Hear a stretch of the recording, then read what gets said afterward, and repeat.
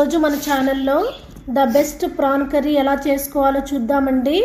చాలా బాగుంటుంది, చాలా టేస్టీగా ఉంటుంది. యమ్మీగా ఎంత తిన్నా కూడా తనివి తీరదు. చాలా అద్భుతంగా ఉంటుంది. చాలా సింపుల్ టిప్స్తో ఎలా వండాలో చూద్దామండి. ముఖ్యంగా సీ ఫుడ్ తినే వాళ్ళకి చాలా బాగా నచ్చుతుంది. తప్పకుండా ట్రై చేయండి.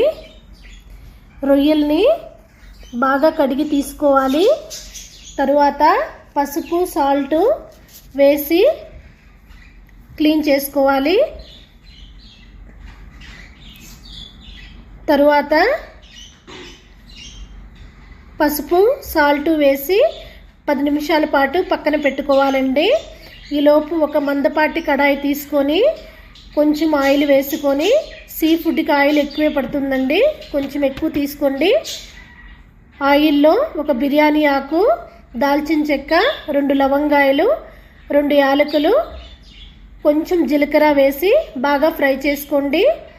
తరిగి పెట్టుకున్న 2 ఆనియన్స్ని చిన్న ముక్కలుగా కట్ చేసి, పచ్చిమిర్చి ముక్కల్ని వేసి బాగా గోల్డెన్ కలర్ వచ్చే వరకు ఫ్రై చేయండి.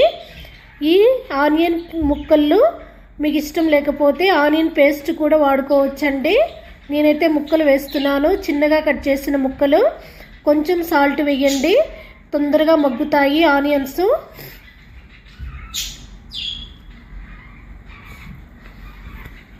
మూత పెట్టి మగ్గించుకోండి బాగా.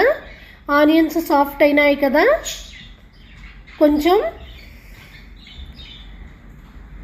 కొంచెం పసుపు, అల్లం వెల్లుల్లి పేస్ట్ వేసి పచ్చి స్మెల్ పోయేంత వరకు బాగా ఫ్రై చేసుకోవాలి.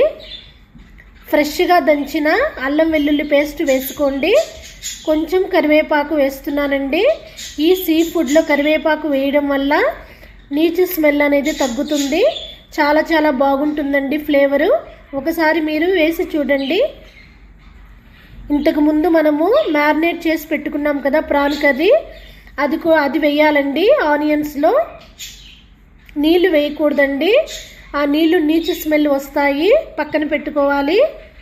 బాగా ఫ్రై చేసుకోవాలండి ప్రాన్స్ని.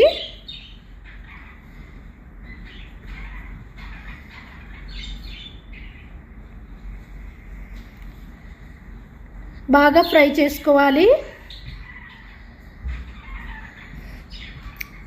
ఆల్రెడీ ఇంతకుముందు పసుపు వేసాము, మ్యారినేట్ చేసేటప్పుడు సాల్ట్ కూడా వేసామండి. చూసి కొంచెం వేసుకోండి.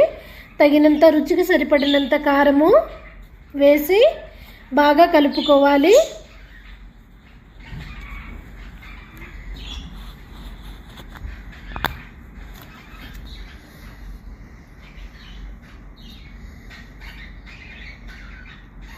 బాగా కలిపి తీసుకోండి. మూత పెట్టి మగ్గించండి బాగా. చూసారు కదా, ఆయిల్ కొంచెం సపరేట్ అయ్యింది.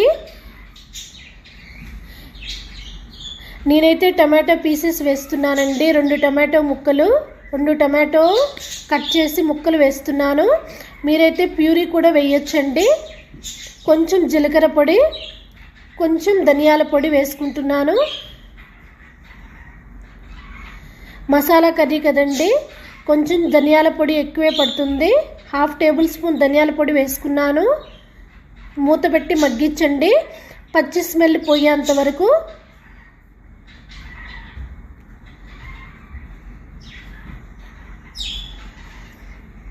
ఆయిల్ తేలింది కదా పైకి. ఇప్పుడు వాటర్ వేస్తున్నాను 1 కప్పు. వాటర్ ప్లేస్లో మీరు కోకోనట్ మిల్క్ కూడా, కొబ్బరి పాలు కూడా పోసుకోవచ్చండి. చాలా రిచ్గా ఉంటుంది ఫ్లేవరు, చాలా బాగుంటుంది. గరం మసాలా వేస్తున్నాను కొంచెము.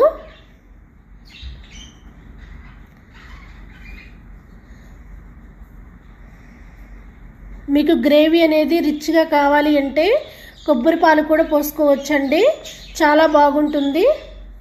చూడండి, ఆయిల్ తేలింది కదా. ఇంకా చివరిగా కట్ చేసిన కొత్తిమీర వేసుకొని